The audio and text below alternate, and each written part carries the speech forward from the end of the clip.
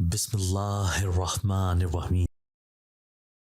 شدید گرمی میں چھت سے کپڑے دھو کر نیچے اتری تو سامنے بیٹھی میری طلاق یافتہ نند نے ایک ٹھنڈی نظر میری طرف دیکھا اور کہنے لگی، رمشا پہلے مجھے ٹھنڈا ٹھنڈا مینگو شیک بنا کر دو، گرمی بہت ہے، میرا دل گھبرا رہا ہے۔ اس کی بات سن کر میں دل ہی دل میں راکھ ہو گئی۔ صبح سے دوپہر تک چھت پر بھری دھوپ میں کپڑے میں نے دھوئے تھے اور دل میرا نند صاحبہ کا گھبرا رہا تھا۔ جی تو چاہا کہ پوچھ لوں اس سے کہ اگر پنکھے کے نیچے بیٹھ کر تمہارا اتنا دل گھبرا رہا ہے تو میری کیا حالت ہوگی، لیکن چاہ کر بھی اس کے منہ پر سوال نہ کر سکی، کیونکہ وہ میرے شوہر کی بہت عزیز تھی اور اگر میں اسے کچھ بھی کہتی تو میرا شوہر میرے سر آ جاتا۔ بس یہی ایک بات تو مجھے دائرے میں رہنے پر مجبور کر دیتی تھی، ورنہ میں بھی کوئی کم نہ تھی۔ میں اپنا پسینے سے تر ہوا وجود لے کر منہ ہی منہ میں بڑبڑاتی ہوئی باورچی میں چلی آئی اور آم نکال کر شیک تیار کرنے لگی۔ مجھے شدید غصہ آ رہا تھا۔ میری طلاق یافتہ نند شبانہ کوئی 28-29 سال کی جوان عورت تھی۔ کیا وہ اٹھ کر اپنے لیے شیک تک نہیں بنا سکتی تھی؟ لیکن اسے تو میں مفت کی نوکرانی نظر آتی تھی، اسی لیے بیٹھی آرڈر پاس کر دیتی۔ مجھے اپنی نند سے شدید نفرت ہونے لگی تھی۔ جب سے وہ طلاق لے کر لوٹی تھی ہماری زندگی اجیرن ہو گئی تھی۔ میرا دل تو چاہتا تھا اسے گھر سے باہر نکال دوں۔ اس کی وجہ سے ہم دونوں میاں بیوی کو اکٹھے تنہائی کا وقت بھی میسر نہیں آتا تھا۔ خرم دفتر سے لوٹتا تو سیدھے بہن کے پلو سے جا لگتا۔ جب بہن سے فرصت ملتی تو اسے بیوی کا خیال آتا۔ مجھے تو اپنی نند کا وجود ہی اب اپنے گھر میں گوارا نہیں ہو رہا تھا، لیکن اسے گھر سے نکالنا میرے بس میں نہیں تھا۔ میں بس دل ہی دل میں جل کر انگارہ ہو سکتی تھی، اور یہ میرا روز کا کام تھا۔ میں نے جیسے تیسے شیک بنا کر اسے پکڑایا اور پاؤں پٹکتی اپنے کمرے میں چلی آئی۔ مجھے تو یقین تھا کہ اس کی طلاق کے پیچھے بھی اسی کی کوئی کارستانی ہوگی، کیونکہ جس طرح بیٹھی جگہ سے ہر چیز مانگنے کی عادت تھی، ایسی لڑکیاں سسرال میں کہاں ایڈجسٹ کر پاتی ہیں۔ لیکن اس نے یہی بتایا تھا کہ اس کے شوہر نے بانجھ پن کی وجہ سے اسے طلاق دی ہے۔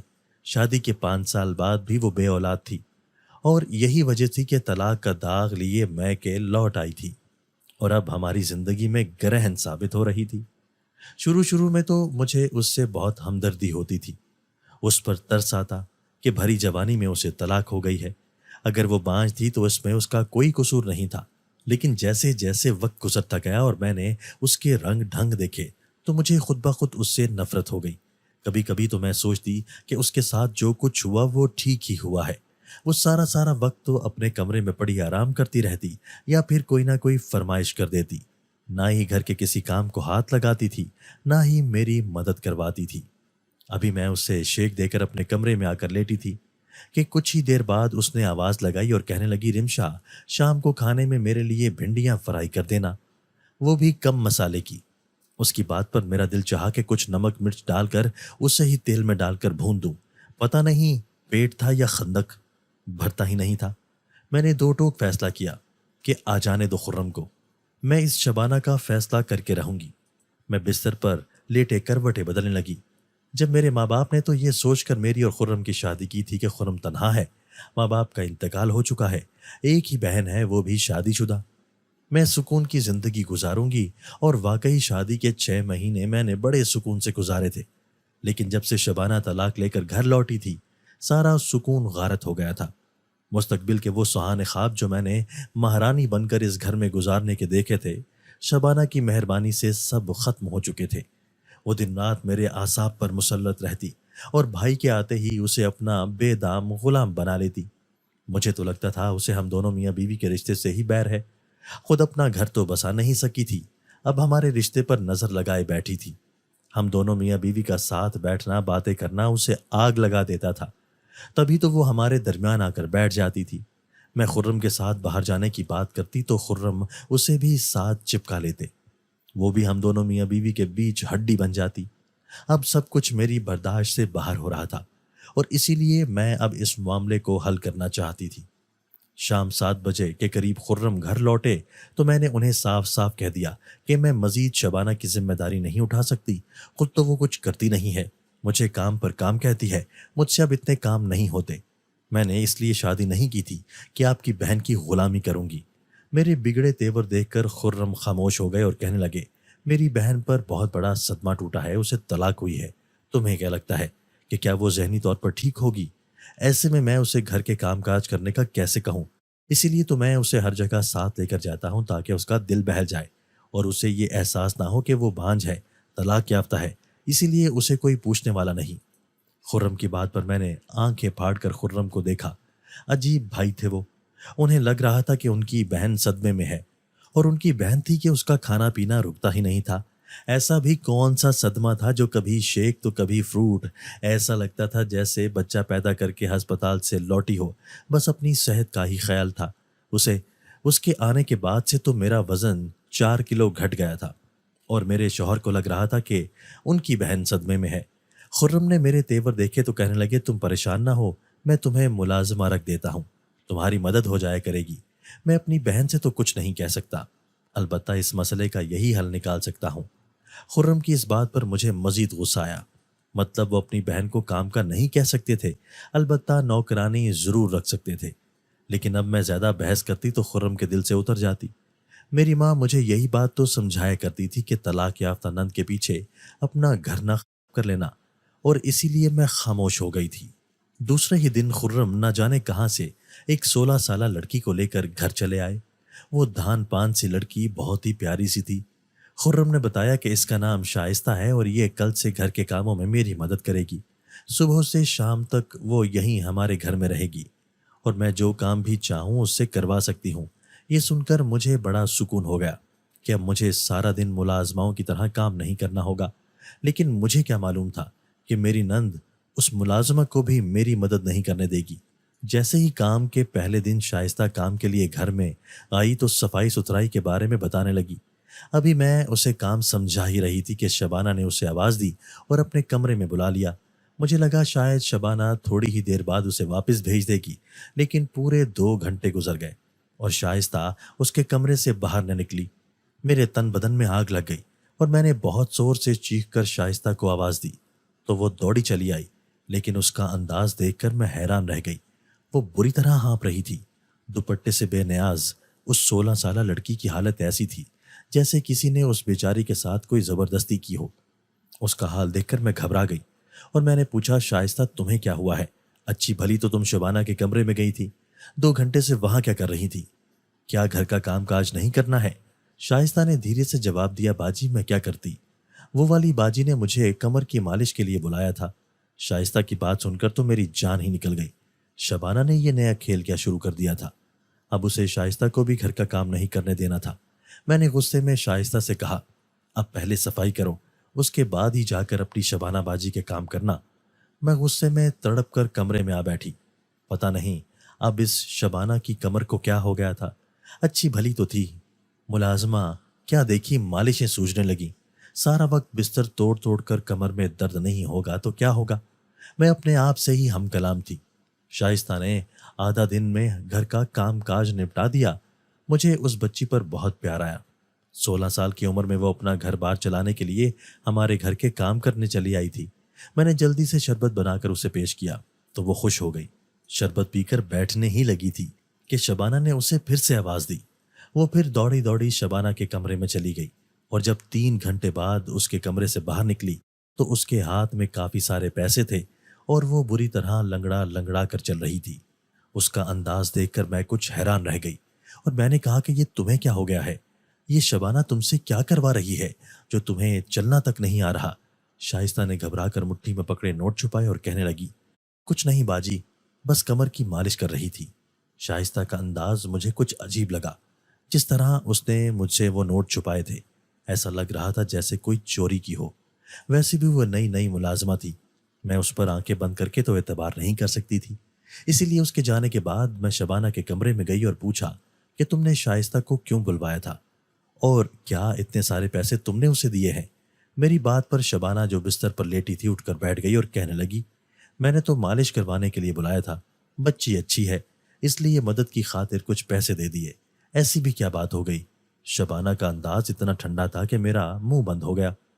میں حیران تھی کہ کیسے وہ میرے شوہر کی محنت کی کمائی ایسے لٹا سکتی ہے۔ صرف کمر کی مالش پر ایک ملازمہ کو اتنے سارے پیسے دینا میرے لیے بہت حیرانی کی بات تھی۔ मुझे यकीन था कि ये पैसे मेरे ही शौहर ने उसे दिए होंगे।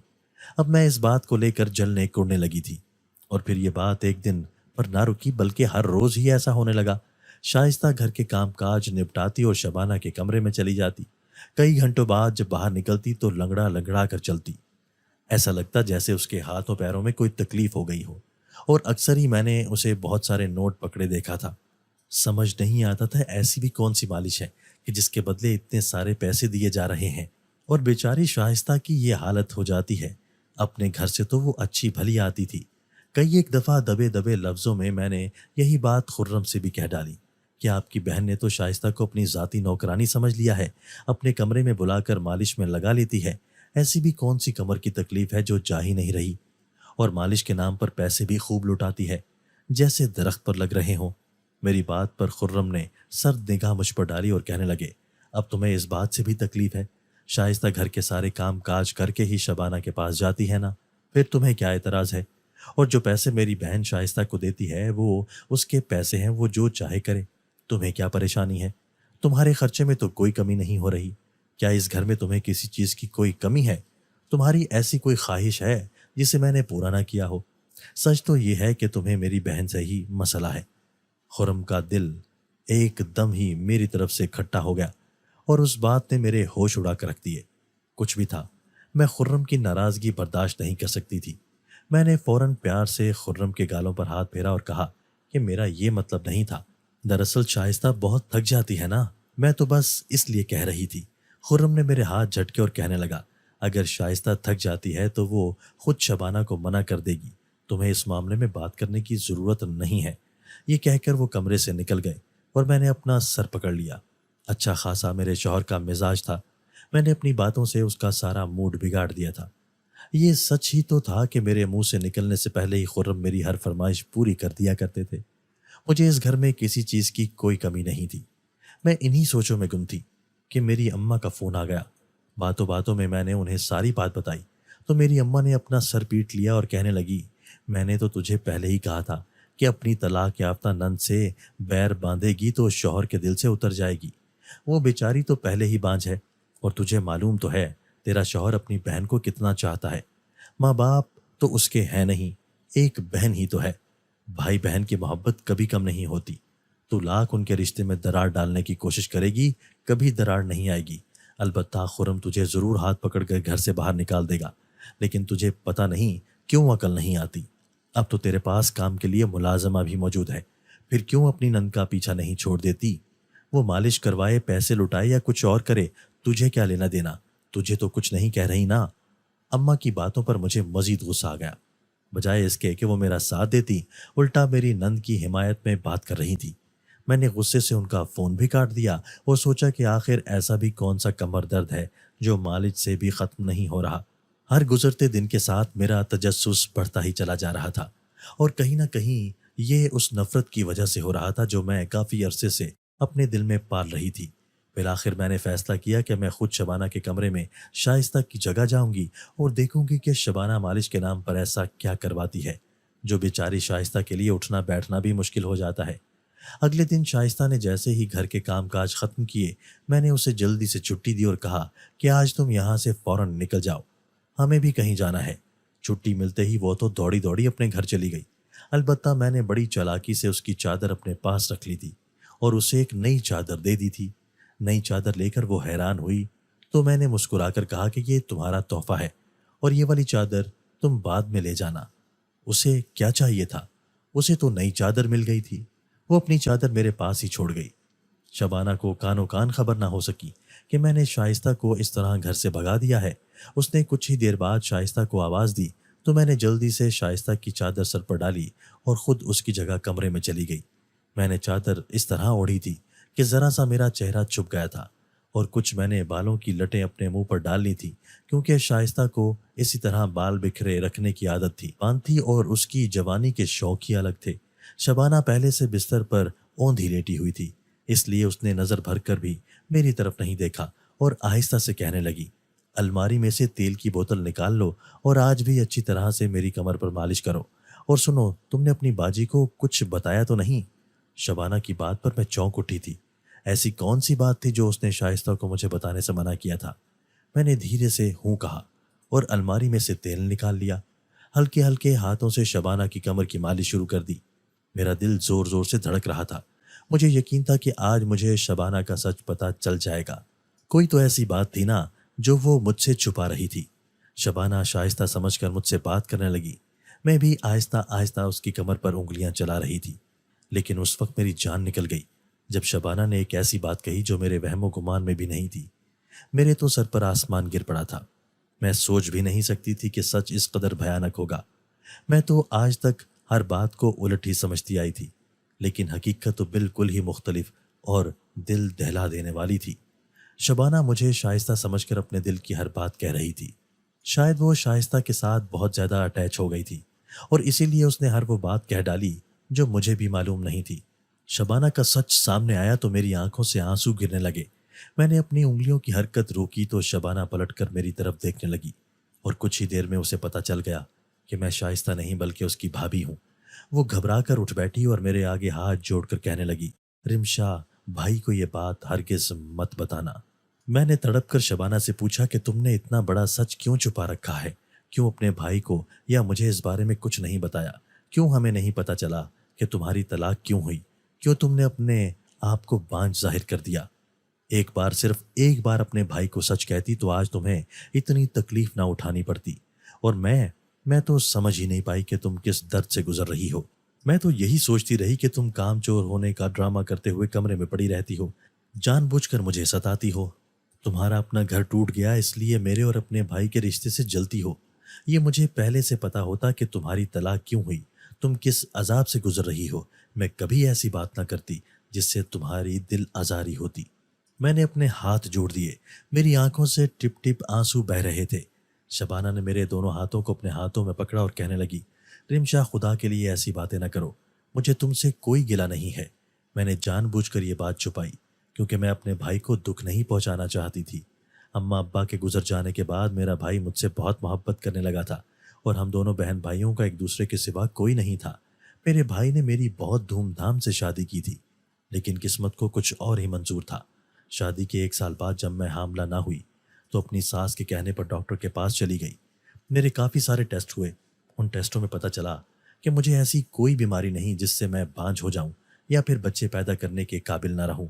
अलबत्ता मुझे जो बीमारी है वो इससे कहीं ज़्यादा बड़ी है। मेरी तबीयत कुछ अरसे से ठीक नहीं थी और डॉक्टर ने सारी अलामात देखने के बाद मुझे कुछ टेस्ट करवाए थे। उनकी रिपोर्ट पॉजिटिव आ गई थी। दरअसल मुझे दूसरे दर्जे का कैंसर डायग्नोज हुआ था। मुझे गुर्दों का कैंसर है और ये कैंसर लाइलाज है। 4 साल तक मैंने ये बात अपनी सास से छुपाई क्योंकि मेरे शौहर ने हर लम्हा मेरा साथ दिया था। 5 साल तक मैं अपने शौहर के साथ मिलकर इस खामोश कातिल के साथ जंग लड़ रही थी, लेकिन 5वें साल में आकर मेरा शौहर अपनी माँ के आगे हार गया और अपनी माँ के कहने पर आकर उसने मुझे तलाक दे दी। ये बात मेरे ससुराल वालों को भी मालूम नहीं थी कि मुझे कैंसर जैसी बीमारी है। वो ये समझ रहे थे कि मैं बांझ हूँ। मैंने ही अपने शौहर के आगे हाथ जोड़े थे और उससे इल्तजा की थी कि इस कैंसर की बात को वो किसी को न बताए। मैं नहीं चाहती थी कि किसी भी जरिए से खुर्रम भाई को इस बारे में कुछ भी इल्म हो। अगर मेरे भाई को मेरी बीमारी का पता चलता तो वो मेरे मरने से पहले ही मर जाता। मैं 5 सालों से अपने अंदर ही अंदर एक ऐसी बीमारी से लड़ रही हूँ जिसका कोई इलाज नहीं है। मेरी बीमारी अब आखिरी दर्जे पर है और मैं बस कुछ ही वक्त की मेहमान हूँ। मैं हर वक्त बिस्तर पर ही इसलिए पड़ी रहती हूँ क्योंकि मुझ में इतनी हिम्मत नहीं कि मैं उठकर खड़ी हो जाऊं। जो दवाएं मैं इस्तेमाल करती हूँ उसके लिए मुझे बहुत ज़्यादा ताकत की चीज़ें भी खानी पड़ती हैं और इसीलिए मैं तुमसे तरह तरह की फरमाइशें करती रहती हूँ। मैं जानती हूँ कि तुम मुझे अच्छा नहीं समझती। तुम्हें लगता है कि मैं तुम्हें और तुम्हारे शौहर को तन्हा रहने का वक्त नहीं देती, लेकिन बस मैं अपना आखिरी वक्त अपने भाई के साथ गुजारना चाहती हूँ। इसीलिए थोड़ी सी खुद गर्ज हो गई हूँ। हो सके तो मुझे इस खुद गर्जी के लिए माफ़ कर देना। मैं तुमसे कभी ये बातें इसलिए शेयर नहीं कर पाई क्योंकि मुझे खौफ था कि तुम हर बात जाकर खुर्रम भाई को ना बता दो।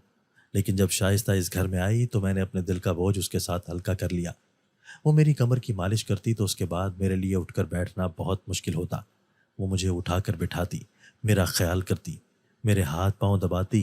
वो बेचारी खड़े खड़े थक जाती और फिर मैं उसके हाथों में बहुत सारे पैसे रख देती क्योंकि मेरे पास पैसों की कोई कमी नहीं है।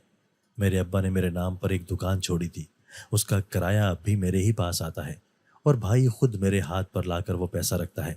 یہ پیسہ میرے کسی کام کا نہیں ہے، اسی لیے میں شائستہ کو خدمت کے بدلے کچھ پیسے دے دیتی ہوں تاکہ اس بیچاری کی ضروریات پوری ہو جائیں۔ البتہ اتنا لمبا وقت کھڑے ہو کر میرے ہاتھ پاؤں دبانا، میری کمر دبانا اس ننھی سی جان کے لیے بہت مشکل ہے، اسی لیے وہ بیچاری لنگڑا کر چلنے لگتی ہے۔ شبانہ نے اپنے دل کا بوجھ میرے آگے ہلکا کر لیا تھا۔ اس کی آنکھوں میں آنسو تھے۔ میں نے آگے بڑھ کر اسے سینے سے لگا لیا تھا اور دوبارہ اس سے معافی مانگی تھی۔ انجانے میں نے کئی دفعہ اس کا دل دکھایا تھا۔ وہ تو اپنے بھائی کی محبت میں اس قدر مخلص تھی کہ اس نے اپنا درد تک اپنے بھائی کے ساتھ نہیں بانٹا تھا کہ کہیں اس کا بھائی اس کے درد کو جان کر ٹوٹ نہ جائے۔ اگلے دن سے میں نے خود شبانہ کی خدمت شروع کر دی تھی۔ میں دن رات اس کا خیال رکھتی، اس کی فکر کرتی۔ خرم مجھے اس طرح اس کا خیال رکھتا دیکھ کر بہت خوش ہوتے اور کبھی کبھی تو پوچھتے بھی کہ یہ کایا کیسے پلٹی ہے، لیکن میں اس وعدے کی وجہ سے خاموش ہو جاتی جو میں نے شبانہ سے کیا ہے۔ اس کی حالت ہر گزرتے دن کے ساتھ خراب ہو رہی ہے، لیکن مجھے اپنے رب سے معجزے کی امید ہے۔ میں چاہتی ہوں کہ آپ لوگ بھی دعا کریں کہ کوئی معجزہ ہو اور میری نند ٹھیک ہو جائے، کیونکہ یہ سب زیادہ عرصے تک میں خرم سے نہیں چھپا پاؤں گی۔ آج نہیں تو کل انہیں اپنی بہن کی اس بیماری کا اندازہ خود بخود ہو جائے گا، اور مجھے اس وقت کا سوچ کر ہی خوف آتا ہے۔ بہن بھائی کا رشتہ واقعی بہت انمول ہوتا ہے، اور اس بات کا احساس مجھے خرم اور شبانہ کو دیکھ کر ہوا۔ دوستو، اگر آپ کو آج کی ہماری یہ ویڈیو پسند آئی ہے تو اسے لائک کیجئے اور اسے اپنے پیاروں کے ساتھ شیئر ضرور کیجئے گا۔ اور ہاں، اگر آپ نے ابھی تک ہمارا چینل سبسکرائب نہیں کیا تو ہمارا چینل سبسکرائب کر دیجئے اور بیل آئیکن بھی پریس کر دیجئے تاکہ ہماری ہر نئی آنے والی ویڈیو آپ کو بر وقت مل سکے۔ اللہ حافظ۔